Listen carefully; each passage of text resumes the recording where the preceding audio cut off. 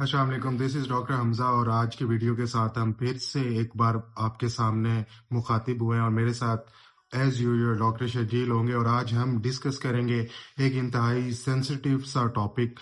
ये commonly used हमारे पास एक टीका है जिसके बारे में लोग समझते हैं कि इसमें कोई जादुई ताकत है, लेकिन इसमें आपके पास बहुत सारे नुकसानात हैं और इसके लगने से इंसान की मौत भी वाक़ई हो सकती है। तो चलते हैं डॉक्टर शर्जील के पास और पूछते हैं उनसे कुछ सवाल। कच्चे खून की बोतलें डॉक्टर शर्जील, इसके बारे में आपका क्या ख्याल है? और ये अवाम में बहुत ज़्यादा मशहूर और मकबूल है, तो थोड़े से अपने मेडिकल नॉलेज के अकॉर्डिंग अवाम को थोड़ा सा अगर आप इसके बारे में बता दें तो। अस्सलाम वालेकुम। अच्छा डॉक्टर साहब, जो हमें पेरिफ्रीज में ये टर्म काफ़ी सुनने को मिलती है, कच्चे खून की बोतलें। हम्म। बेसिकली ये नाम दिया जाता है आईवी आयरन की ड्रिप्स को। ठीक है। आईवी आयरन इंजेक्शंस को जिन्हें ड्रिप में डाल के नॉर्मल सलाइन या रिंगर में लगाया जाता है। ठीक है। आईवी आयरन की अब काफ़ी सारी फॉर्मुलेशंस अवेलेबल है, लेकिन सबसे फेमस फॉर्मुलेशन जो यूज होती है वो IV iron sucrose. Iron sucrose form होती है जिसे विनोफर, जो जुबान ज़द-ए-आम नाम है, बिल्कुल। उसकी फॉर्म में इस्तेमाल होता है।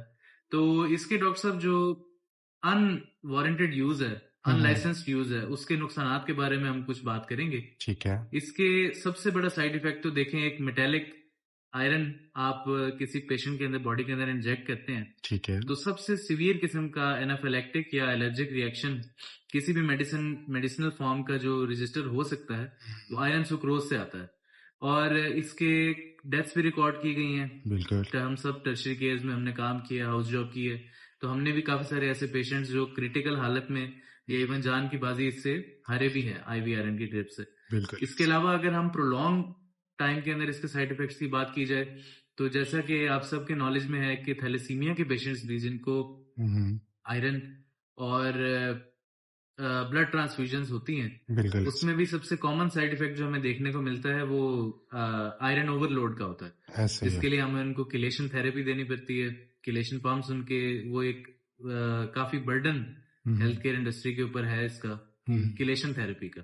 ठीक है। तो जब आप उसी चीज को, जो एक इतना साइड इफेक्ट कॉज करती है, आप उसको अनवारंटेड अनलाइसेंस यूज का करेंगे, हम्म। तो इन द लॉन्ग टर्म, जैसा कि आपको पता है कि एक्सेस आयरन जो है वो स्टोर होगा लिवर के अंदर ठीक है। हीमोसिट्रिन की फॉर्म में, ठीक होगा। और हीमोसिडरोसिस और हीमोक्रोमेटोसिस ये कॉज कर सकते हैं। हीमोक्रोमेटोसिस तो जेनेटिक डिसऑर्डर है, लेकिन हीमोसिडरोसिस और लीडिंग टू सिरोसिस, इसके कुछ केसेस देखे गए हैं आयरन ओवरलोड की वजह से। मतलब कि जिगर, आपका कहना ये है कि जिगर फेल हो जी जाता है जी और उसकी वजह से आगे मसाइल, पेट में पानी और जी। दीगर मसाइल जो हैं वो शुरू हो जाते हैं। इवन थैलेसीमिया के लॉन्ग टर्म पेशेंट्स में भी आप देखें तो जो मेन साइड इफेक्ट या मेन उनका कॉज ऑफ डेथ जो उनकी हम्म। शॉर्ट स्पैन ऑफ लाइफ का होता है, ठीक। वो आयरन ओवरलोड ही होता है, इससे रिलेटेड साइड इफेक्ट्स। लेकिन आप ये जो कॉमन लोग होते हैं इनको क्या बताएंगे कि ये खुद से क्यों लगवाते होते हैं, और खुद से अगर नहीं लगवाना और इसकी इंडिकेशंस क्या है, ये थोड़ी सी डिटेल्स अगर आप हमारे साथ शेयर करें। डॉक्टर साहब देखिए, आईवी आयरन की इंडिकेशंस सिर्फ एक खास किस्म के एनीमिया यानी खून की कमी में होती हैं, जिसको हम आयरन डेफिशिएंसी एनीमिया कहते हैं। ठीक है। अगर किसी पेशेंट के जिस्म में आयरन की डेफिशिएंसी है हम्म। और उस वजह से उसको एनीमिया है, तो हम ब्लड ट्रांसफ्यूजन से पहले उसको आयरन आयरन एडमिनिस्ट्रेशन की तरफ जाएंगे, आईवी आयरन की तरफ। हम ऑरल सप्लीमेंट्स प्रिस्क्राइब करेंगे, ठीक है। लेकिन कुछ एचबी अगर उसका 8 से 7 से लो है, तो हम्म। हम फिर उसको आईवी आयरन प्रिस्क्राइब करेंगे। या कोई पेशेंट अगर ऑरल आयरन टॉलरेट नहीं कर पाता, ठीक है। ऑरल आयरन की भी काफी सारी फॉर्मुलेशंस हैं जिन पे हम मूव कर सकते हैं। आयरन अगर वो कोई फॉर्मुलेशन में टॉलरेट नहीं करता, उसको गैस्ट्रोइंटेस्टाइनल साइड इफेक्ट्स जो मेनली आते हैं उनकी वजह से वो बहुत ज्यादा परेशान है और ऑरल आयरन नहीं ले सकता, उनके लिए फिर हमारे पास एक ऑप्शन आईवी आयरन का होता है। लेकिन आईवी आयरन की जगह अगर हम डाइटरी मॉडिफिकेशंस की तरफ जाएं जिनमें आयरन हमारे पास मौजूद होती है, जी। तो क्या उनसे खून की कमी मतलब कि ओवरकम की जा सकती है, या फिर हमें आईवी आयरन की तरफ ही जाना पड़ेगा? देखें डॉक्टर साहब, लाइफस्टाइल मॉडिफिकेशन तो हमेशा से फर्स्ट लाइन ऑफ ट्रीटमेंट ही होना चाहिए।